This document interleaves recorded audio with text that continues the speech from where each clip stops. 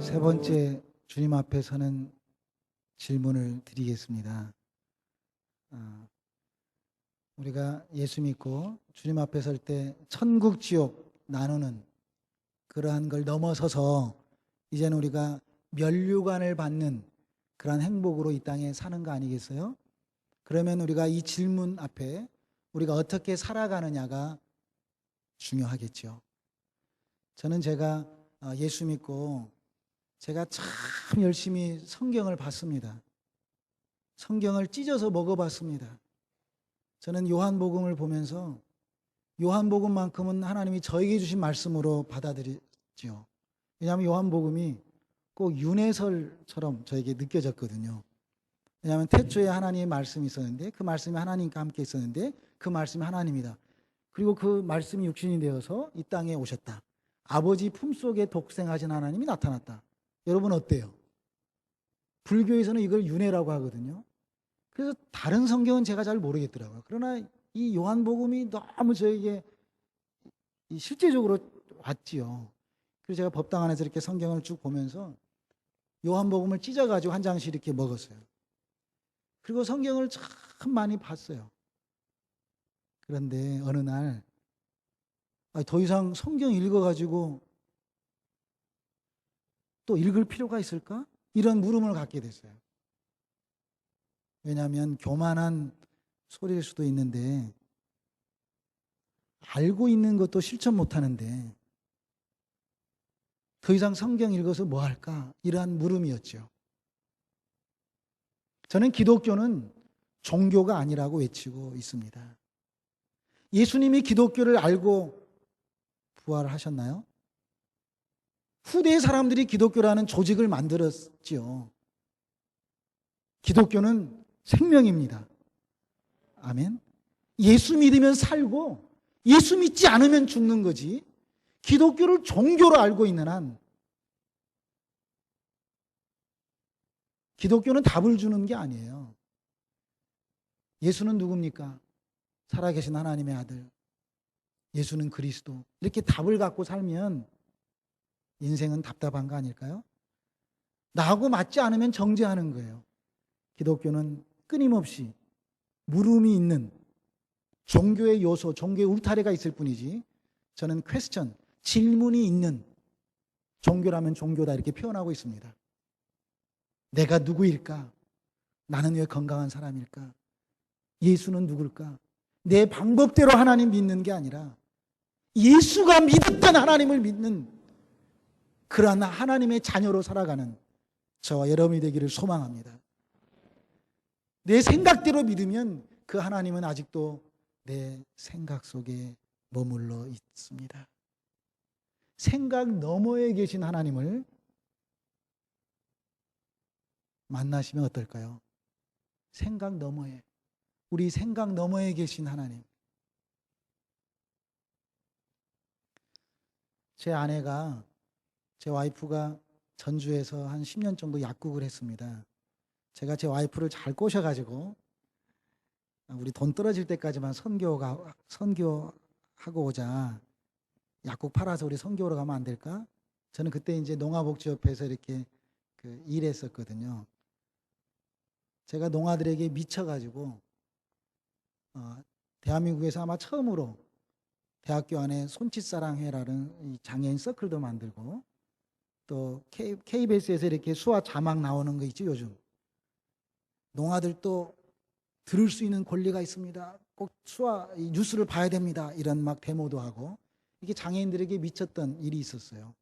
그러다가 제가 예수 믿고 나서 야, 이렇게 좋은 예수님, 세상에서 가장 소외받고 살고 있는 이슬람 땅에 가서 예수를 나눠줘야 되겠다 이런 생각을 가지고 제 와이프를 잘 꼬셨는데 안 간다고 그래서 그럼 우리 이혼하자 이렇게 해서 제가 선교지에 갔습니다.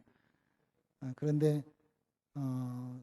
제가 가고 난 2달 만에 2살, 4살짜리 아기들 데리고 약국 팔아서 지금 생각하면 좀 그때 관리약사도 두고 이렇게 하면 좀 지금 좀 이렇게 힘들게 안 살 텐데 그냥 단순하게 다 팔아가지고 돈 떨어질 때까지만 선교하자고 꼬셔가지고 갔는데 하나님께서 저희들에게 이렇게 장애인들을 사랑할 수 있는 마음을 주셔서 이제는 같이 돈 벌어가면서 이렇게 선교하고 있습니다. 그래서 우리 농아들이 이렇게 말해요. 한 100달러를 뻥튀기 기계에다 딱 넣으면 빵 터지면 1000달러 나오면 안 되냐고. 그래서 제가 야 이건 너무한다 뭐. 아무튼 뻥튀기 지금 장사하고 있습니다. 길거리 다니면서. 저는 세 번째 주님이 주신 그 질문을 이렇게 드리고 싶습니다. 물론 여러분 아시다시피 양과 염소의 비유입니다. 지극히 작은 자 하나를 어떻게 섬겼느냐 이런 말씀이죠. 그런데 저는 세 번째 질문을 이렇게 표현하고 싶습니다. 따라서 해보실래요? 상대의 필요를 어떻게 채웠느냐? 나를 필요로 한 자에게 내가 어떻게 필요를 채웠냐라는 질문으로 저는 여러분들에게 도전하고 싶습니다. 나를 필요로 한 자를 위해서 내가 그것이 되는 것. 최고의 그것이 뭘까요? 선교사 아니겠습니까? 우리가 어떻게 예수 믿었어요? 우리 한국 사람들이 어떻게 예수 믿었어요? 얼마나 많은 사람들이 120여 년 전에 예수 믿는다고 목 잘라 죽었지 않습니까? 우리 그렇게 예수 믿었어요. 우리 상투 쓰고 갓 입고 있었던 그 당시에 미국 선교사들이 와서 이곳에서 많이 죽어가면서 그 사람들의 피로 우리가 지금 예수 믿었어요. 많은 사람들이 저에게 한국에도 장애인이 할 수 있는 거 많은데 왜 선교지까지 가서 예수를 전하냐고 말해요.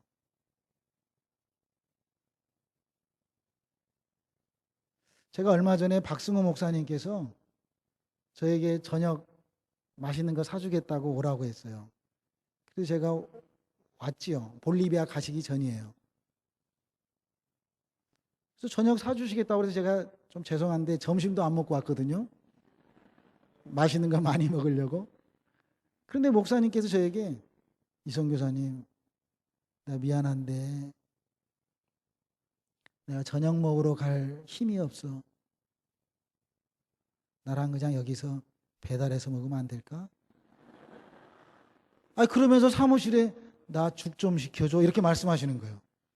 난 지금 저녁 맛있게 얻어 먹으려고 점심도 안 먹고 왔는데 죽을 시켜주시겠다고 하더라고요. 그래서 제가 선교사는 그냥 있을 때 먹어야 되고 또 준 거 그대로 먹어야 되잖아요.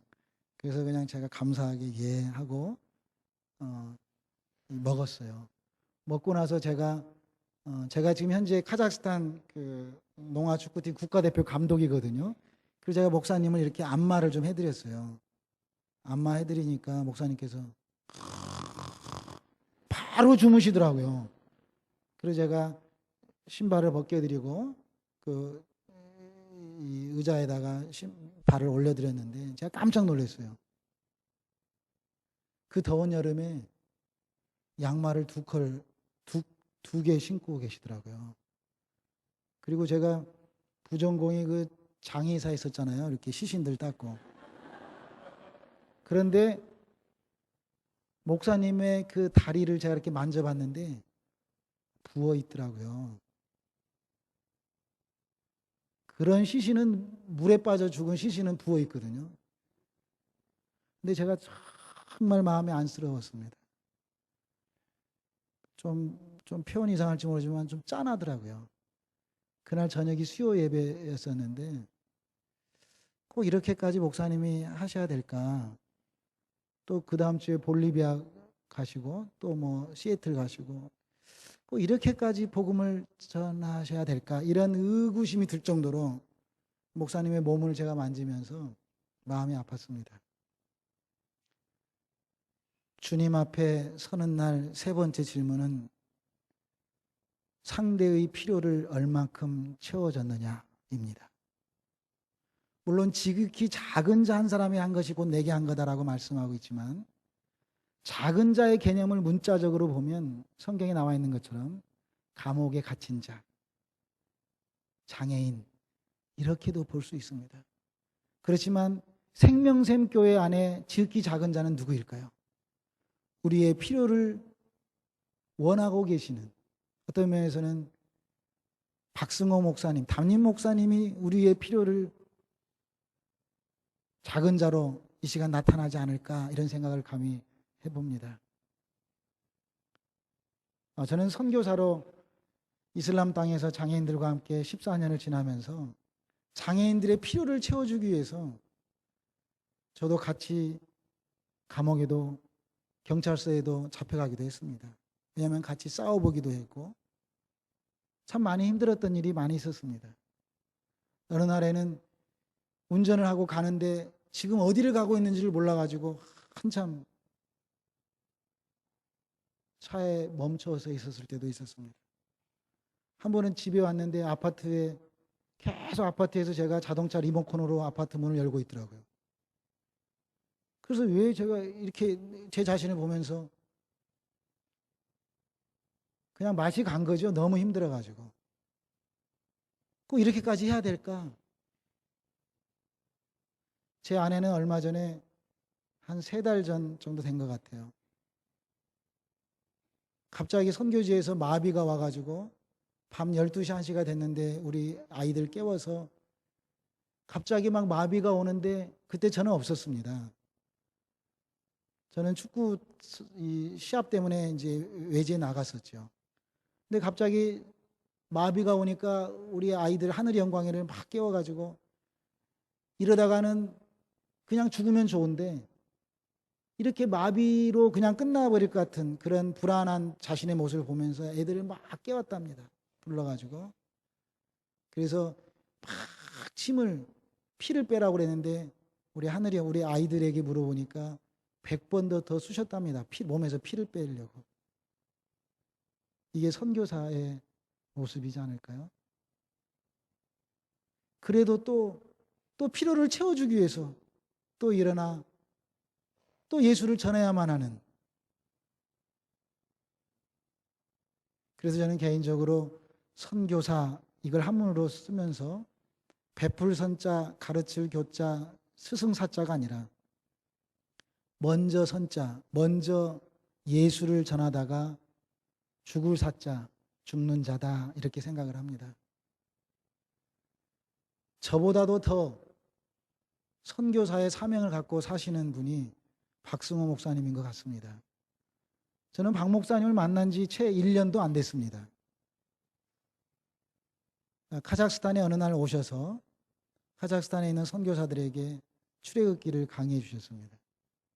제가 목사님을 처음 뵈면서 출애굽기 말씀에 제가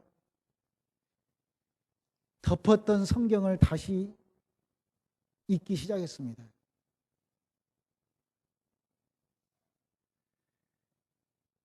제 말이 여러분들에게 전달되었으면 좋겠습니다.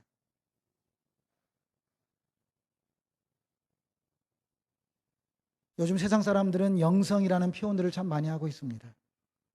그런데 놀랍게도 성경에는 영성이라는 표현은 없습니다. 경건의 모양은 있으나 경건의 모습, 경건이라는 말을 하고 있는데 그걸 천주교의 표현으로 영성이라고 하죠. 저는 영성은 삶이라고 쉽게 말하고 있습니다. 우리의 삶이 빠지면, 예수를 머리로만 알고 있으면 하나님이 좋아하실까요? 마지막 주님 앞에 가는 날 지극히 작은 자, 상대의 필요를 얼마큼 채워줬느냐,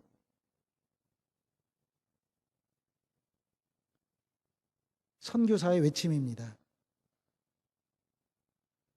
이 마지막 때에 우리가 함께 이 하나님의 일, 선교의 일을 감당하는 것이 하나님 보시기에 참 잘했다, 칭찬받는 그러한 신앙의 모습이지 않을까, 저는 이렇게 생각합니다. 여러분, 세계 어디를 다녀도 지금 교회들은 텅텅 비어있는 모습을 매스컴을 통해서 잘 알고 있을 겁니다. 이미 유럽, 러시아, 남미, 아르헨티나 가면 200m, 400m에 대한 건물이 교회로 지어져 있지만 그곳의 성도들은 채 20명이 안 된다고 합니다. 지금 이 시대에 우리가 해야 될 일이 뭘까요? 주님 앞에 서는 날 세 가지의 질문 앞에 우리는 다 면류관을 받는 행복이 있는 저와 여러분이 되시기를 소망합니다. 저는 카자흐스탄에서 장애인들을 훈련시켜서 국가대표 축구 감독으로 일한 지 벌써 꽤 오래됐습니다. 아시안 게임을 3번 나갔습니다. 4년마다 한 번씩 열리는 아시안 게임에 3번 나가서 2번이나 한국을 이기고 메달을 땄습니다. 그래서 한국에게는 제가 아마 아주 나쁜 놈으로 인식되어 있습니다. 예수 믿는 우리 장애인들의 축구 동영상을 여러분들과 함께 보면서 이 농아인들에게 축구를 가르치고 예수가 전염되어지는, 그래서 골 세레모니를 예수 믿으세요라고 유니폼에 적어가면서 하는 이러한 모습 속에 상대의 필요를 얼마나 채웠느냐, 이런 질문을 갖고 동영상을 보시겠습니다.